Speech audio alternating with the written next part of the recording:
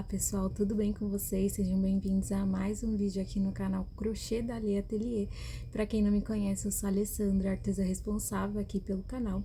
E no vídeo de hoje, pessoal, quero trazer para vocês um assunto, né, que foi aí pedido de algumas amigas aí nos comentários, principalmente nos vídeos que eu mostrei a produção dos kits higiene, né, feitos com fio de malha. E as amigas pediram aí para eu falar um pouco mais sobre como é trabalhar com fio de malha, os tipos de fio de malha, como precificar, né, os trabalhos utilizando fio de malha. E hoje eu vim trazer esse vídeo sobre este tema, então vou falar um pouco sobre o fio de malha residual, fio de malha premium, as marcas que eu já utilizei e que eu recomendo, né, as que eu não recomendo também. Eu não sou especialista em fio de malha, tá bom? Só para deixar bem claro. Mas algum tempo aí atrás eu trabalhei um pouco com bolsas, com os kits higiene. De vez em quando eu pego encomendas de kit higiene, né? De bolsas raramente eu pego, né? São, assim, bem esporádicas as encomendas com fio de malha, né? E agora que eu estou com a minha lojinha na Shopee, eu pretendo voltar a trabalhar, né? Eu estava querendo trabalhar apenas com fio de malha premium, e eu vou falar os motivos, né? Mas por conta, né, de os produtos lá da Shopee precisarem ter um valor menor para a gente poder conseguir vender, né? Porque ali o público procura, né, peças que tenham um valor mais barato, um custo-benefício bem em conta, né? Então aí a gente tem que rever os nossos materiais, a forma de trabalhar, enfim, para a gente saber precificar, né, para vender ali na plataforma. Mas hoje então eu vou falar um pouco sobre o fio de malha, sobre a minha experiência trabalhando com fio de malha, tá bom? Mas eu não sou especialista, eu não trabalho apenas com isso, só para deixar bem claro. Então, eu trouxe aqui as marcas que eu já utilizei e vou falar um pouquinho sobre, primeiramente, sobre o fio residual. O fio residual, por que que a gente fala residual, né? Porque ele é produto dos resíduos da indústria têxtil, né? Então, ali aquelas sobras que existem ali da indústria têxtil, eles pegam e fazem os rolos de fio residual. Então, o fio residual, ele é mais barato, porque no rolo, ele vem com uma espessura diferente, né? Então, se você precisa fazer um trabalho, você tem que já adquirir as cores que você precisa, tudo no mesmo lote, né? Geralmente é assim também com barbante, né? Mas, principalmente com o fio residual, dificilmente você vai encontrar outros rolos depois, né? Com a mesma cor, né? Então, o fio de malha residual, ele contém muita diferença de espessura durante o rolo. Ele pode começar grosso, no meio ficar fino, e também ele tem emendas, né? Ou seja, aquela costura no meio, até nós também, né? Devido a isso mesmo que eu falei pra vocês, né? Porque ele é produto aí de uma reciclagem aí da indústria têxtil, de resíduos da indústria têxtil. Então, ele é um fio bem sustentável, então, para quem preza aí pela sustentabilidade aí na sua marca e no seu ateliê, então, ele pode ser um fio ideal. E também tem a questão da textura do fio. Então, ele pode ter mais elasticidade, ou ele pode ser mais seco, mais duro. Ele não, muito dificilmente ele vai ser macio. Então, existem diversas texturas aí. Então, vai depender mesmo aí do tipo de fio residual que você pegar. Eu já peguei diversos, né? Antes eu fazia bem no comecinho, eu cheguei a fazer alguns kits de cestinhos para revenda, né? E aí eu peguei uns fios horríveis no começo, gente. Eu vou até pegar um que eu tenho aqui, que até hoje eu acho que ele já tem anos e tá aqui. Eu não uso porque realmente não dá. Eu preciso pensar no que eu posso fazer com esse fio. Vou mostrar pra vocês. Olha só, pessoal, peguei aqui. Olha a espessura desse fio. Isso aqui é fio de malha, gente. Tenho há muitos anos isso aqui. Eu já utilizei um pouco dele, fiz ele duplo, triplo, quádruplo, pra poder utilizar, mas, tipo, horrível de trabalhar, né? E olha, ele é bem elástico, só que ele veio bem fino. E geralmente o fio de malha, ele é mais grosso, né? Então, pra fazer cestos, o ideal é que o fio seja um pouco mais grosso mesmo, para poder dar aquela sustentação, né, pro cesto. E a bolsa, né, se você deseja uma bolsa mais firme também, é o ideal, é um fio mais grosso. Então, eu trouxe esse rolo aqui fechado dessa marca aqui que eu comprei uma vez por encomenda, acabei comprando 2 quilos, mas utilizei apenas um, né? E aí sobrou isso aqui, só que eu não gostei muito dele, mas eu pretendo usar aí. Mas olha só, ele é da marca Conceitual. Eu não gostei muito, né? E aqui tá até escrito, ó, processo de produção sustentável, resíduos têxteis. Então, é aquilo que eu falei pra vocês, né? Então, tem essa marca Conceitual. Eu, particularmente, não gostei muito, achei um fio muito seco, né? Mas até que a cor dele é bem bonita, né? Esse daqui é o telha. Até que é bonita a cor. Não sei se esse rolo aqui tem tanta diferença de espessura, mas o outro rolo tinha bastante diferença de espessura. Então, isso é uma coisa aí que, se você for trabalhar com fio de malha residual, você vai precisar encontrar formas de driblar aí essa questão da espessura mesmo. Então, mas para quem deseja peças que tenham um custo-benefício maior, o fio residual, ele pode ser ideal. E as marcas que eu já usei e que eu recomendo de fio residual os fios Guarani, que eles têm cores bem bonitas, e também a diferença no rolo, assim, foram poucas vezes que eu encontrei diferenças, assim, bem drásticas, assim, tanto de espessura quanto de emendas, e também o tapeteco, né? O tapeteco acho que todos que eu usei nunca teve uma diferença grande de espessura, só que ele é bem grosso, né? Então, você precisa aí ver a agulha melhor pra você estar trabalhando, né? Que o fio de malha, geralmente, a gente usa da agulha 6 pra frente, né? Dependendo da espessura do fio. Então, essas foram as considerações em relação ao fio residual, de acordo com a minha experiência, tá bom, gente? Então, o fio de malha residual você pode também estar utilizando aí para fazer os mini cachepós, porque ele vai pouco fio, né? Então, você não precisa ter uma grande extensão com uma mesma espessura para poder fazer uma peça inteira, né? Então, dá para você fazer cestinhos pequenos com fio residual, até os chaveirinhos, né? Mas aí, quando você vai para uma peça maior, um cestão, uma bandeja que é maior, né?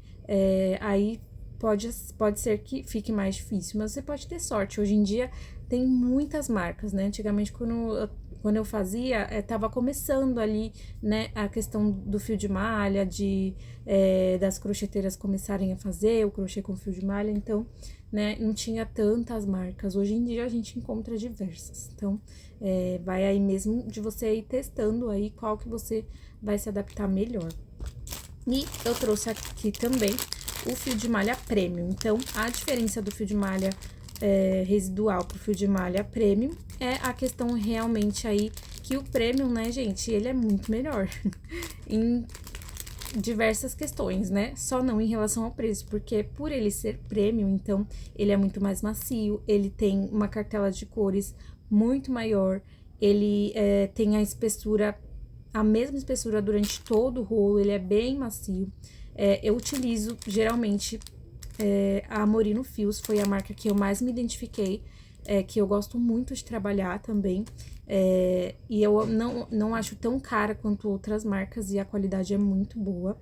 E tem outras marcas também, mas eu gosto muito de usar o 36mm, que ele é um pouquinho mais grosso, né? E tem outras marcas que ele é o 28mm e é bem fininho. Então, pra cesto não fica tão legal, porque pra cesto precisa ter uma estrutura, então o fio tem que ser mais grosso mesmo, né?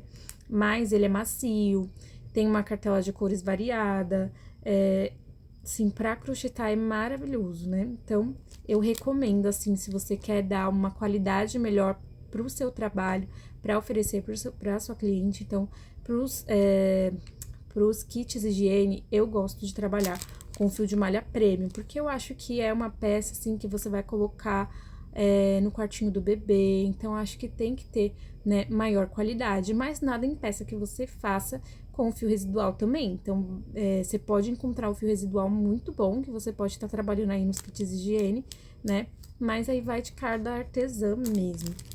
Mas a questão do fio premium é essa, né, que eu acho que até pra gente fazer mais rápido a peça, o fio de malha premium, ele é melhor, porque não você não vai ter que se preocupar em driblar essa questão de espessura, de emendas, e o seu trabalho vai render, na verdade, né? Então, essa é uma das vantagens aí do fio de malha premium, né? Esse aqui eu paguei R$36,90, mas eu arredondo para 40 por conta do frete. Mas se você for comprar uma grande quantidade, né? Mas chega direitinho. O Amorino Fio você compra direto de fábrica, na fábrica deles. Eu prefiro do que comprar na Shopee. Acho que eles vendem na Shopee também. Mas comprando lá direto eu acho melhor. Chega certinho, diferente de outras fábricas aí de barbante que a gente tem por aí, né? Mas esse aqui chega direitinho, tá?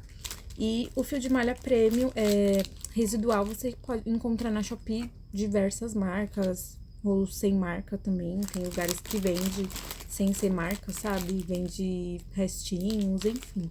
E é bem baratinho mesmo. Então, o fio de malha residual, gente, vai muito dar sorte. Você pode pegar fios muito bons ou não. Depende muito da sorte mesmo. Agora, o fio de malha premium, ele você não vai se preocupar, né? Então, essa questão.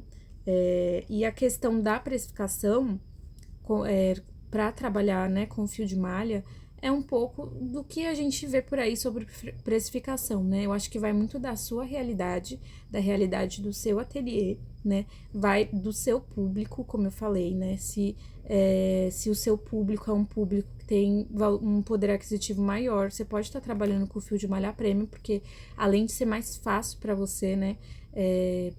Para trabalhar, você vai entregar um trabalho, assim, de maior qualidade, porque o fio premium, ele tem muita qualidade. Então, a questão da precificação, você tem que ver qual que é a sua realidade, se você paga aluguel, se você aluga um lugar para ter o seu ateliê, se você paga luz, água, energia, internet, enfim, a precificação, ela é muito individual. Por exemplo, eu trabalho na minha casa, então eu não cobro luz, internet, água, sabe? Eu não coloco isso no preço da minha peça, entendeu? E eu faço a precificação mais simples possível. Mesmo eu cobro mais material e ali, se eu levei muito tempo para fazer aquela peça, eu vejo mais ou menos o tempo que eu levei, embuto ali o valor da hora trabalhada ou não. Enfim, é muito individual. Então, um kit higiene que eu faço com 4 peças, utilizando base de MDF, utilizando o fio premium, eu cobro de 200 a 250 reais, tá? Porque essa fazendo aí mais ou menos, eu gasto 1,5 kg desse aqui, mais ou menos. Então, 1,5 kg, né? Mas um rolo não, gente. 1,5 kg? 2 rolos. Então, fica um pouco mais de 1 kg de fio de malha premium, né? Então, aí dá pra você ter um lucro bem legal, porque são peças rápidas de fazer. Se for com fio premium, você faz rapidinho, gente, porque não dá trabalho nenhum. Não dá, é muito rápido de fazer. Então, assim, dá pra lucrar bastante, né? E se você for fazer com um fio residual, tem essas questões que eu falei, né? De você ter as emendas, ter as diferenças de espessura, que muitas vezes você vai ter que cortar um pouco do fio se ele estiver muito grosso, ou você vai ter que usar fio duplo, então isso daí acaba afetando o rendimento do trabalho, né? Então, aí vai depender muito da sua realidade, da realidade do público que você vende, e aí você vai precisar testar aí as formas de você estar trabalhando. Então, por isso que eu falo, a precificação é bem individual. Então, o básico da precificação é você colocar o valor do seu material, o valor do seu trabalho. Então, é o básico, né? Aí para você tá precificando a sua peça. E aí vai depender da sua realidade, você embutir outras coisas, né?